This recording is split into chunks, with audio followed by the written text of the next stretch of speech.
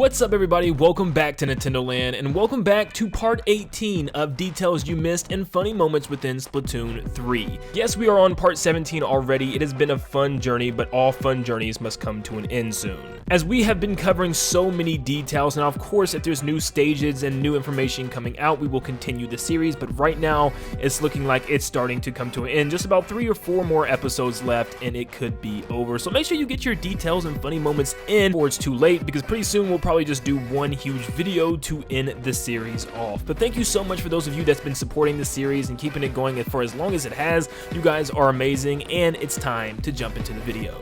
In Salmon Run, if you have any more eggs left on the stage when the timer goes out, they will actually cease to exist by popping open. And if you look real closely, you can see the little baby salmonid inside of it kind of pop out and swim off. It's a nice little detail instead of the egg just disappearing, so I like it. Sometimes the salmonid don't like to cooperate the way they're supposed to, and they just kind of T-pose when the round's over.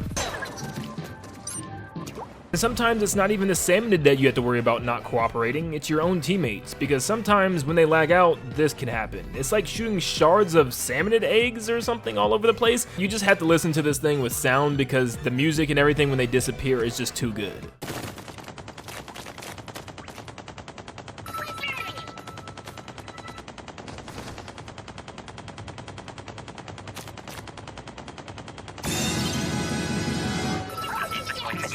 While in Alterna, wherever you throw Little Buddy, you will always constantly try to look at Agent 3.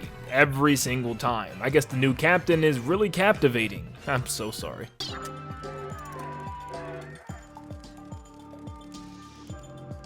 Malls are a lot smarter than we think, and they can definitely wait us out.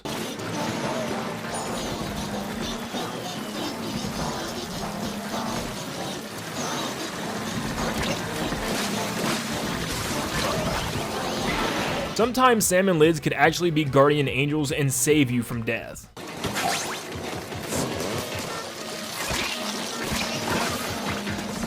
The Sunken Scrolls has a really cool secret. At the bottom left, as you're flipping through the pages, you can see on each previous page that there is a little sketch that's moving because it's made to be like a flip book. First you'll see a squid swinging to collect some shrimp, then some Octarians swinging together, and then eventually you will even see Little Buddy swing in, which is just a really cool detail. Like I said before, Salmon Lids are really just spawning platforms.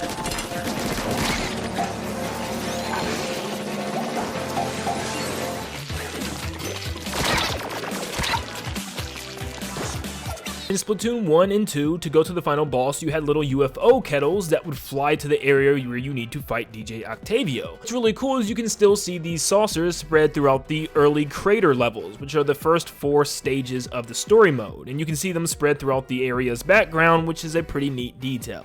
This person managed to get their auto bomb stuck in the window. I don't know how they did this in the lobby, but yeah, there you go, a glitch. This person was actually able to do a squid jump into the rising water and was able to actually play from underneath it, which was a completely weird thing. Obviously the other players can't see them, but I wonder if they can even get out of this, or where they die, they jump up into the water. Have you ever thought about creating your own video game? Because seriously, I think about it every single day. I mean, constantly I'm thinking of the games that I love, such as the battle royales of Fortnite and even Call of Duty's Warzone. And of course you guys know how much I love Mario and Splatoon and the rest of the world of Nintendo, and I would love to combine all of these elements from all these games and create my own battle royale one day. My battle royale would be something creative, unique, cool elements such as being able to snowboard down mountains or skateboard through parks. Imagine a battle royale where your character had almost unlimited mobility, like he could climb the top of a giant mountain like in Breath of the Wild and jump off and skydive down into an enemy team. That would be insane, right? What if you had the knowledge and experience to make your game a reality and turn it into an actual career with opportunities for growth? If that sounds exciting, then let me tell you about Southern New Hampshire University, who is sponsoring today's video. SNHU has one of the largest accredited non-profit online degree offerings in the country. They feature over 200 degree programs focused on getting you started in or advancing in a career that you'll love. Let's talk about SNHU's game development program. In the program, you'll learn how to create realistic, dynamic gameplay experiences with game AI, game physics, physics, 2D and 3D graphics,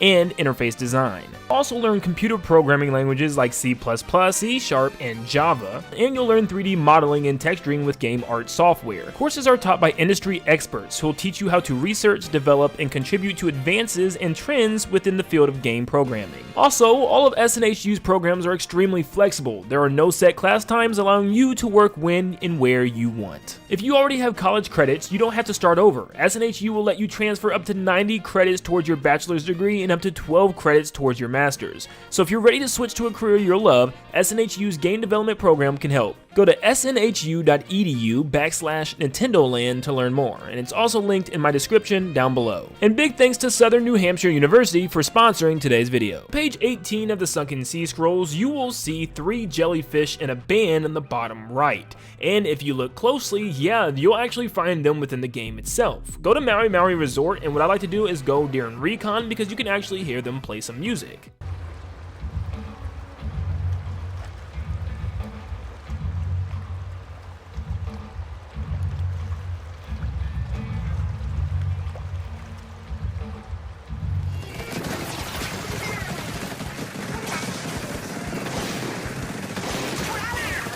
Someone went into replay mode because they had to just see what their Flings or Roller player was doing the entire game, because somebody wasn't helping, and this is the gameplay that they got to see during tower control.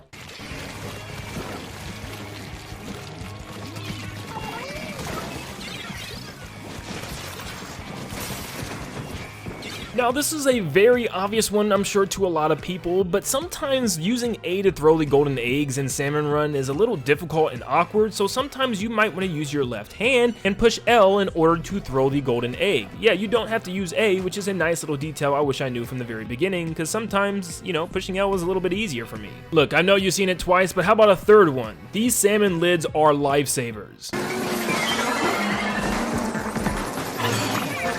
Now look, I'm not even a big Splatling player, so I just found out that the Nautilus and the Ballpoint can actually save their charge, and you can just keep charging it even after firing right away, which is super cool. I'm sorry, I'm a noob when it comes to Splatlings, but someone actually made a little chart showing how the Ballpoint actually works, and the yellow bar is a short amount of time where it shoots up close, the light blue bar is the transition into the dark blue bar, which then it transitions into a far shot.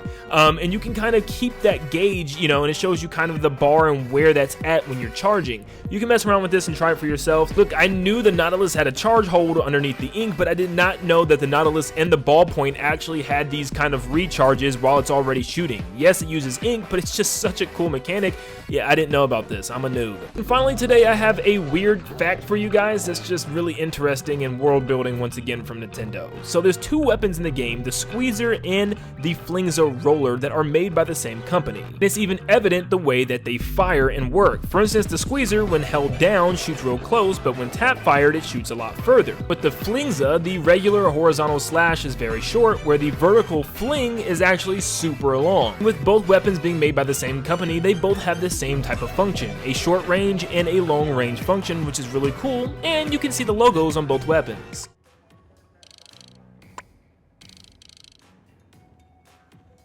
That was some more cool details and interesting facts, along with some funny moments in Splatoon 3. Thank you so much for tuning in to episode 18. Like I said, guys, we are getting very close to the end, so make sure that if you have any videos yourself, you send them to Nin10doland on Twitter, and you also comment your cool facts down below for you to be featured in some of the last videos. But thank you so much, everybody, for tuning in, and like always, I'll see you all in the next one. See you guys.